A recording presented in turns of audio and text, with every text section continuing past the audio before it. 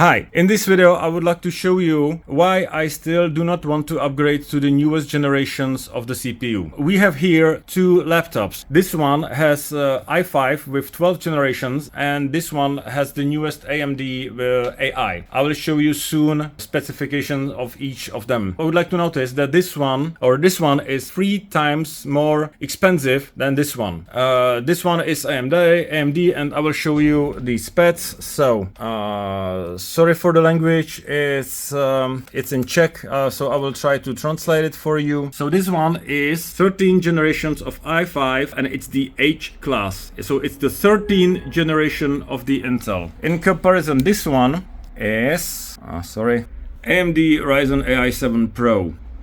Now, what I'd like to show you is that the responsiveness of the operating system, which is by the way in the same version and both of them are Windows 11, is absolutely different. I mean, this one is much faster than this one. Both of these laptops are disconnected from the power charge, so they are both now running on batteries and they both have settings. I will set the settings to the same, which means on the battery we will switch it to the balanced. In the battery, in Czech language, nejlepší výkon is the best performance, but vyvážené means balanced.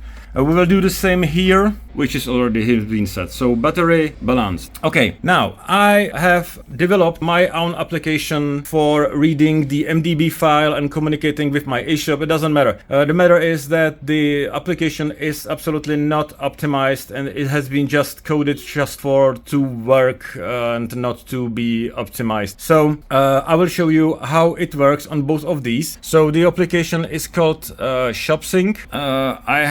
I have it installed on both of these laptops and we will try to run it and see how fast it will start. So both of them are after the fresh boot, so this test should be objective. So start with the Intel Core.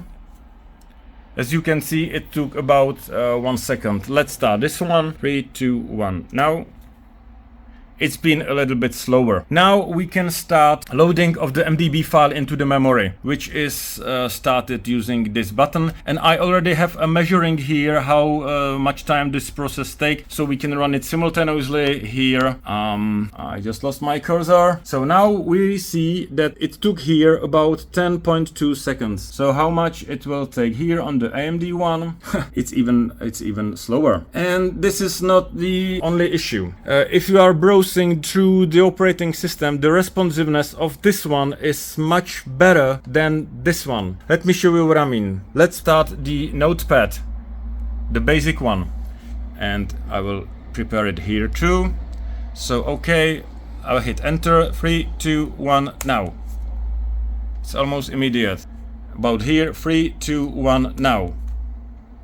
You see how much slower it is? And this happens in all applications, even those which are native with the Windows. So we can try another application, which is Excel. 3, 2, 1, enter.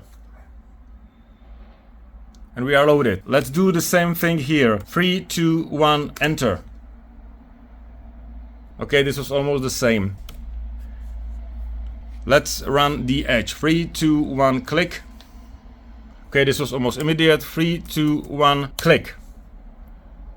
Yeah. So as you can see, they are almost same performance, but many often times is this one much faster. What I try to say is that these 13 or 14 generation of Intel is still faster, or at least comparable with the newest AMD processor. Just to explain what do I mean. You can see the same issue even on the Intel based CPUs since the core generations. I mean the 15th and even the 16th generation. From 15 or 16 generation of the CPU Intel, there is no increase of the performance. It's even slower than this one. I already had here the Core Ultra 5 1A8H and it was even slower than this one, because these CPUs since 15th generation are not increasing the power. It's actually decreasing the power in comparison with the previous generations like 14 or 13, but it increased battery life. So this is the price for a better battery life. Operating system will be much less responsive if you will choose a CPU which has been made after, let's say, 2023 or 2024. But let's do some another tests. So let's load up, for example, Microsoft Paint. 3, 2, 1, enter. It's there. Let's do it on the AMD. 3, 2, 1, enter. You see it? What the hell is it waiting for? Have you seen it? How it has been slowly painted? This interface. I don't like it. This one costs 3 times more than this one, and it's even not as responsive as this one. I'm really upset, and I just do not want to upgrade my laptop to the newest CPU. And the age difference between those two are about 2 years. So this one is 2 years newer than this one, and it's still and it's much more expensive, by the way, and it's still slower. Sorry. Let's load, for example, Chrome. 3, 2, 1, enter. And let's do the same here on the Intel 3 years old CPU. 3, 2, 1, enter. You see it? How fast it is? Okay, let's try the Firefox. 3, 2, 1, enter. It was absolutely immediate, almost immediate. 3, 2, 1, enter on this one. On this one, AMD. So 3, 2, 1, enter. You see it? How much slower it is in comparison with this one? This is insane. So once again, this one CPU is the old 13th generation of Core i5. It's not even i7 or i9. It's i5. So it's pretty cheap. This one, if you will buy a laptop with this one CPU, you will get it for a really low price. In comparison with this one, which is much more expensive. Oh, come on. Sorry. I have to hold the phone in my second hand, so I'm sorry for this. See? And let's do another test. We now will run the terminal first time after the fresh boot. This is the built-in terminal. Okay, so this is not the advanced version of PowerShell. This is the built-in terminal, which is inside of any Windows 11. So 3, 2, 1, click. And now do the same. Let's do the same here. 3, 2, 1, click. You see it? You see how much faster is this one? 3 years old and much cheaper CPU. So what I want to say is that the newest generations of all CPUs, including AMD and Intel, and I mean those since let's say 2023, are not increasing the performance. For example, if I would upgrade from this one 3 years old CPU to the newest one, like the Core Ultra 7, the second generation, so it's 15th generation of Intel, you will not get responsivity as same as this one, because the newest generations of all CPUs, I mean the 1 or 2 generations back, are optimized not for performance but for batteries. So it means that if you will buy a new laptop, you will actually get a slower laptop probably that you already have, but okay, it will last on the battery, for example, for 1 or 2 more hours. These 1 or 2 more hours doesn't work for me to upgrade to slower CPU. I just need to have my system to be responsive. I'm programming, so I'm really working with the shortcut, so I need to be responsive to the system, because I am using these keyboard shortcuts very quickly, one after one. So sometimes on these systems with the newest CPUs, some of my shortcuts has been missed because the system doesn't get it, because it's too slower. So I'm missing some quick shortcuts here in comparison with this one.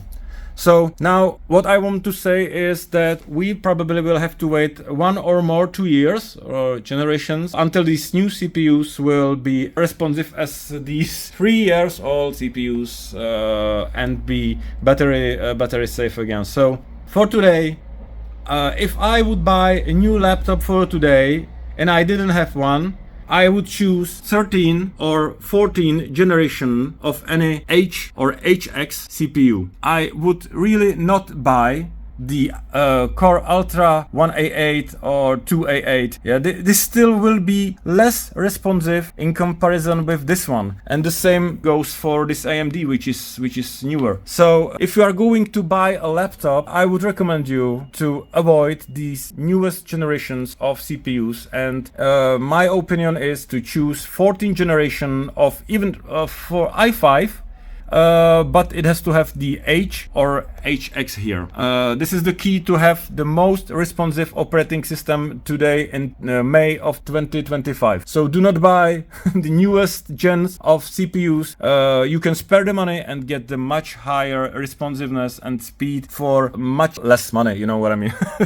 So you can spare money and get more performance. That's what I wanted to say. If you have any thought about this, I think the problem is that most of these apps you are running on Windows are not optimized for multi-core. So even if you buy a CPU with much more cores, it will not save you, and the responsiveness will be the same or maybe even the slower. So even the synthetic benchmarks will tell you that this one should be faster in benchmarks than this one. So as you can see, you cannot believe it, because in the real life the synthetic benchmarks will use all the cores, but in the real life the Windows doesn't optimize the applications to the multi-core. So that's my opinion. What's the reason why this one is faster than this one? Because I'm sorry, but the Intel still all the years has much better performance on single core in comparison of AMD. And you can say, well, I know that you will not agree with me maybe, but here you have the proof. So I'm still the Intel guy, although the newest generations, I mean the 15.1 and the 16.1, so it's the Core Ultra 288 or Core Ultra 188, is still